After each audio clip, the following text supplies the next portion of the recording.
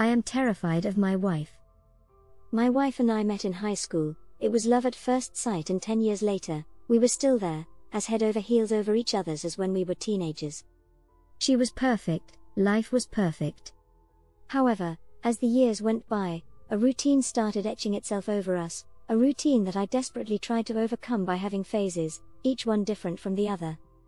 They always ended up making her laugh though, and wonder what will the next one be.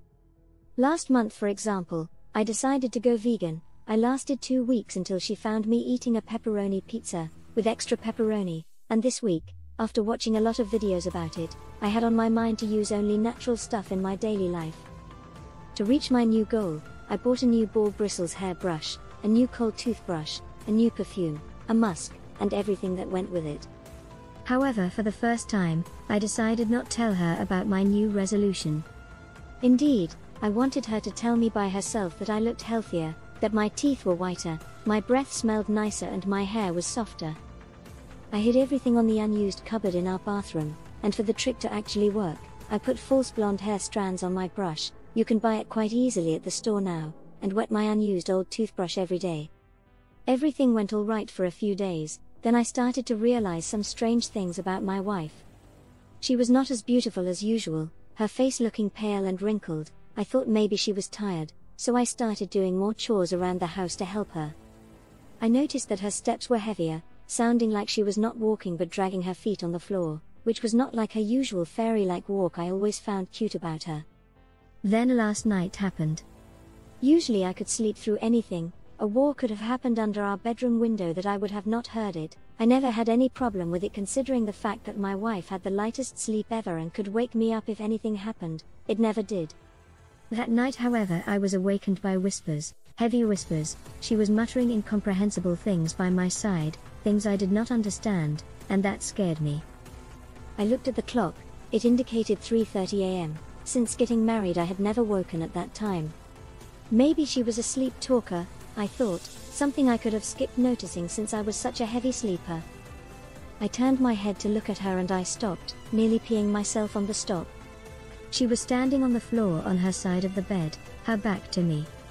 Her head was bald, not shaved, but bald like she never had hair on the first place. She was shorter, her back crooked, her long fingers dancing around covered in a red substance as she kept chanting her words over and over again.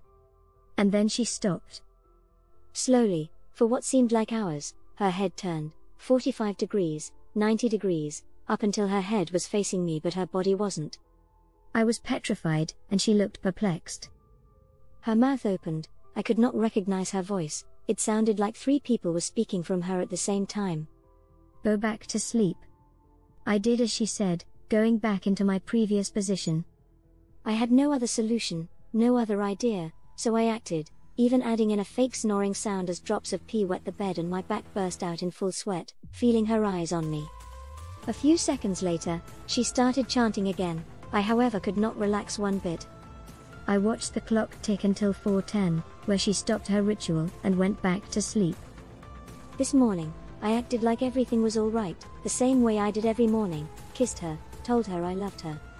She smiled and giggled. I noticed her mouth was devoid of teeth.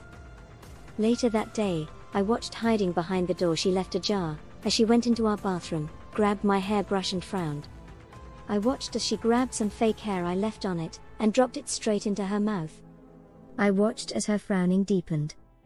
My knees buckled when she glanced towards the door, her eyes catching mine. She walked to me, smiling, her face crooked, her eyes bloodshot. Naturally I started walking backward.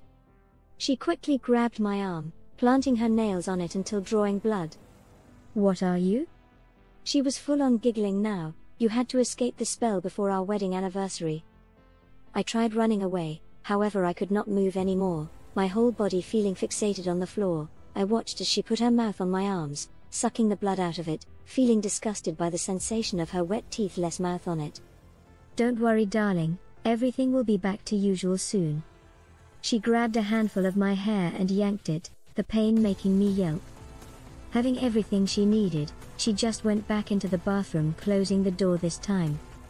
I decided to run away. I just bolted towards the door the fastest I could. Hearing noise behind me, I looked back.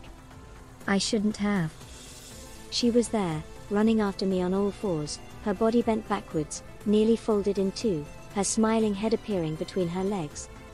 Grabbing the door handle, I tried opening it, but it would not budge. Under the pressure I started crying, until snot ran down my face. "Stop being ridiculous, honey." She laughed. Dinner came. We're currently both sitting at the table, pretending I'm working on a last-minute project. I am writing to you. I cannot escape this house. I tried everything from breaking the windows to crawling into vents. Nothing worked. Smiling at me from across the table, she's urging me to drink more wine. She's starting to look beautiful again.